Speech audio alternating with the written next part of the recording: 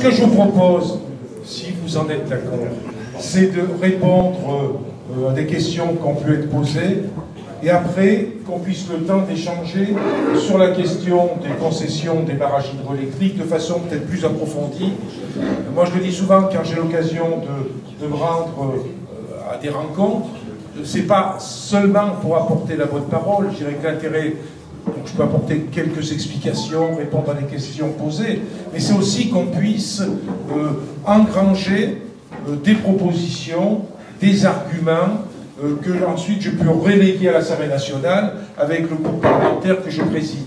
Donc j'insiste beaucoup sur ce point-là. Il faut qu'on ait après peut-être un échange plus précis sur la question des concessions hydroélectriques, même si ça a été abordé.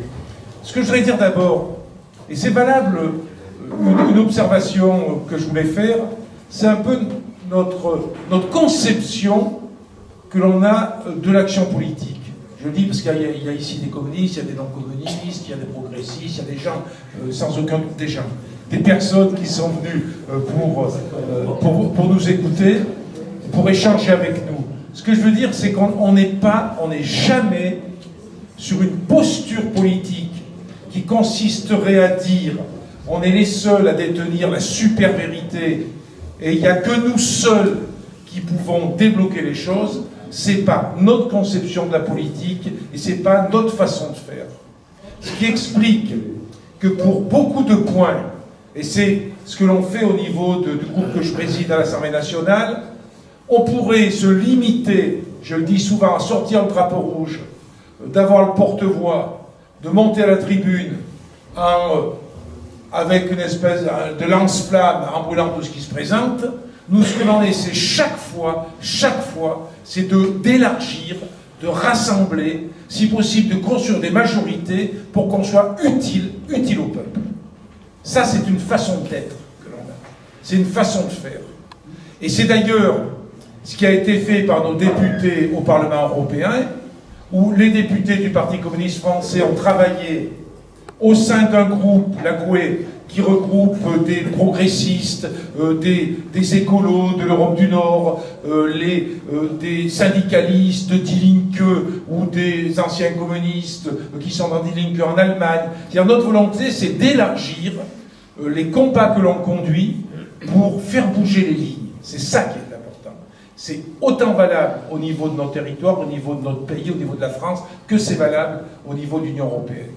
Et pour cela, on a besoin de cette conception de la politique, qui est une conception du rassemblement pour changer les choses, pour transformer la société.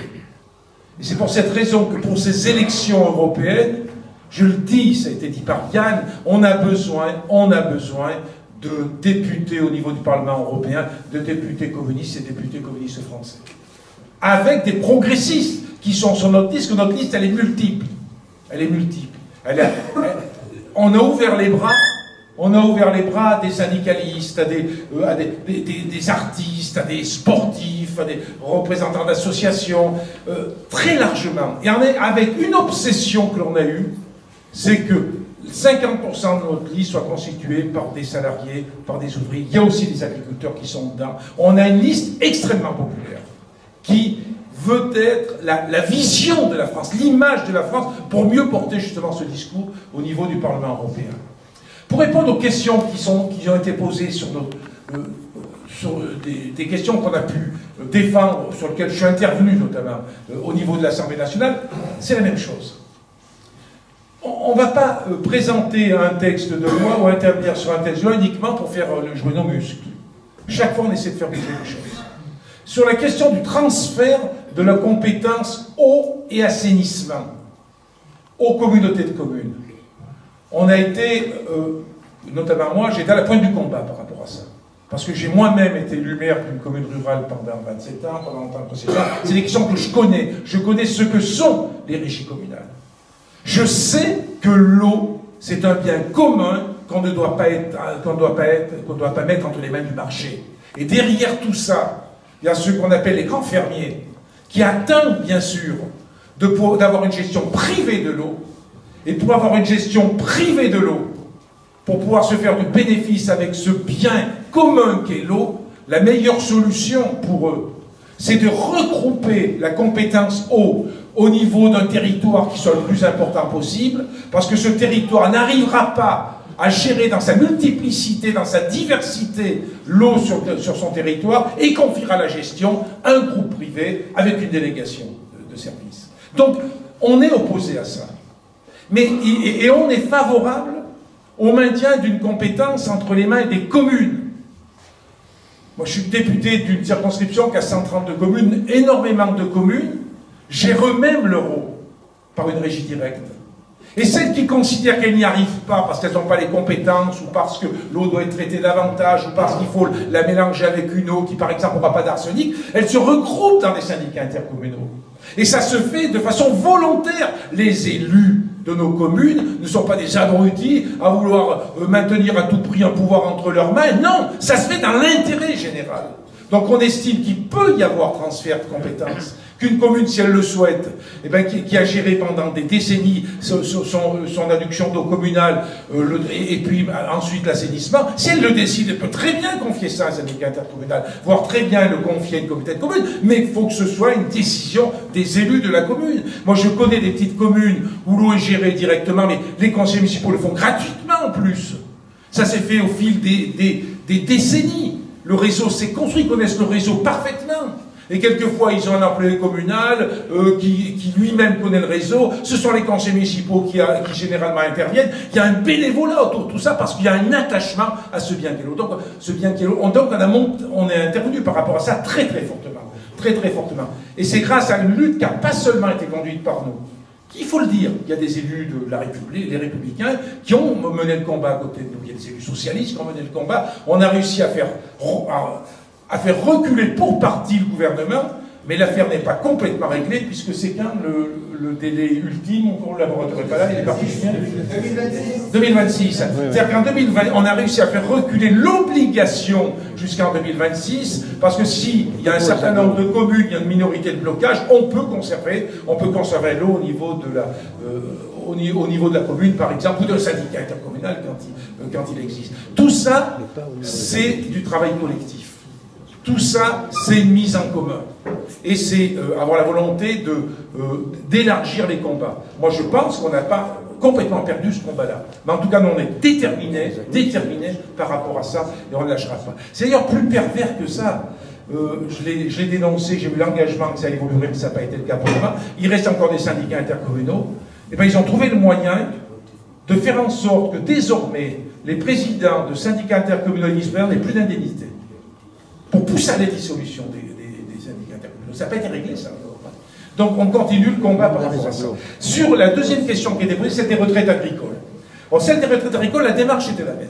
Moi, j'ai construit la proposition de loi avec le groupe communiste lors du mandat précédent, mais cette proposition de loi, elle s'est construite en accord avec les organisations syndicales agricoles, avec l'Association nationale des retraités agricoles, l'ANRAF, et l'idée, c'était pas d'obtenir tout de suite.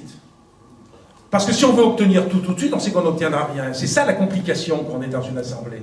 Donc on a élaboré collectivement une proposition de loi pour faire en sorte que les paysans, les agriculteurs, puissent avoir une retraite à 85% du SMIC pour carrière complète. Et ceux qui n'ont pas la carrière complète, bien sûr, l'auront pro rata du nombre d'années, on s'entend bien. Et quand on a déposé cette proposition de loi, malheureusement, on n'a pas pu traiter la question des femmes, qui est une question majeure. Tout simplement parce que l'évaluation faisait que ça coûtait 300 millions d'euros à peu près par an, et que si on voulait introduire tout de suite une évolution aussi importante par rapport aux conjoints, je parle des femmes conjointes, je parle pas des femmes chefs d'exploitation, on n'a pas pu l'introduire dans notre proposition de loi. Mais le résultat, ça a été quoi? Ça a été que ça a été une première étape, ça aurait dû.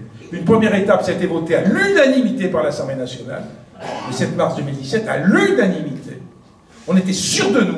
C'est-à-dire que dans ce pays, les paysans, les chefs d'exploitation pouvaient obtenir 85% du SMIC pour leurs recettes.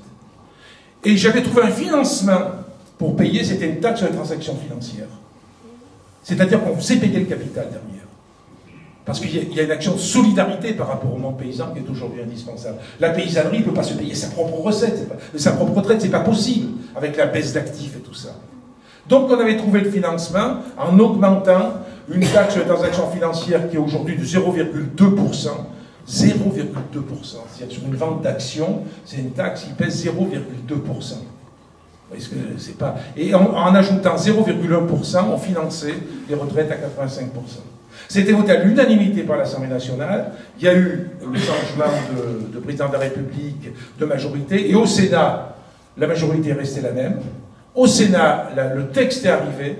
Il a été voté à une immense majorité en commission. Il devait être voté sans problème au niveau du Sénat. Et le gouvernement est venu, a sorti de sa poche un article de la Constitution, pour rejeter, pour faire ce qu'on appelle un vote bloqué. C'est très technique, je passe sur les détails, avec un vote bloqué qui consistait en fait à annuler le texte de loi. C'est revenu 2 fois. Cette loi, qui aurait dû être votée par la représentation nationale, qu'elle soit à l'Assemblée nationale ou au Sénat, par la volonté de la majorité actuelle, n'a pas été votée, a été rejetée. Et ils ont utilisé comme prétexte, dans leur fameux vote bloqué, en disant cette loi, on ne peut pas la voter parce qu'il y a une réforme des retraites. Donc on ne modifie pas une retraite, on ne vote pas une loi sur les retraites alors qu'on travaille à une modification globale des retraites. Donc écoutez, c'est pas sérieux, qu'est-ce que vous venez nous parler des retraites paysannes, puisqu'on est en train de réformer les retraites. Et ce qu'ils n'avaient pas dit, c'est que la réforme des retraites, et ça intéresse tout le monde, bien évidemment ne concernera que ceux qui auront la retraite liquidée après la mise en application de la loi. C'est-à-dire ceux qui ont une retraite liquidée avant la nouvelle loi, la mise en application de la nouvelle loi, bien évidemment, conserveront leur retraite en état. Donc, comme pour les commerçants artisans, comme pour l'ensemble d'ailleurs, les paysans, et bien sûr l'ensemble des retraités aujourd'hui, la nouvelle loi des retraites ne les concernera pas. Donc le problème reste entier par rapport à tous les combats que l'on peut conduire sur la revalorisation des retraites qui ont été liquidées actuellement. Il ne faut pas se laisser avoir par rapport à ça. Si bien qu'on a remis la marmite sur le feu. Cette semaine, j'ai organisé une réunion avec des députés En Marche. J'aurais dû venir. Parce que dans leur département, ils font les cacos, hein, ils tiennent un discours au cul des vaches qui n'est pas le même que le discours qu'ils tiennent à l'Assemblée nationale. Donc je les ai mis dans la discussion, on a fait venir la MSA, on a fait venir l'association, le président, les vice-présidents des retraités de l'Association nationale des retraités de France, et on est en train de travailler une nouvelle proposition de loi que je vais reprendre, redéposer, parce qu'on pense qu'il y a urgence pour régler ce problème des retraites agricoles. Voilà donc la question, là où on en est par rapport aux retraites agricoles. Un autre point que je voulais dire suite à la discussion, je ne suis pas trop long, mais je vous laisserai, c'est qu'il faut bien comprendre une question qui a été posée tout à l'heure par rapport à l'Europe. Il y a deux choses. Il y a deux choses. Il y a d'une part les politiques françaises qui sont la transposition des directives européennes. Et ça, c'est énorme. C'est-à-dire des décisions qui sont prises au niveau de l'Union européenne, qui imposent aux États de l'Union européenne, à partir de directives, de transposer ces directives dans la législation de leur pays.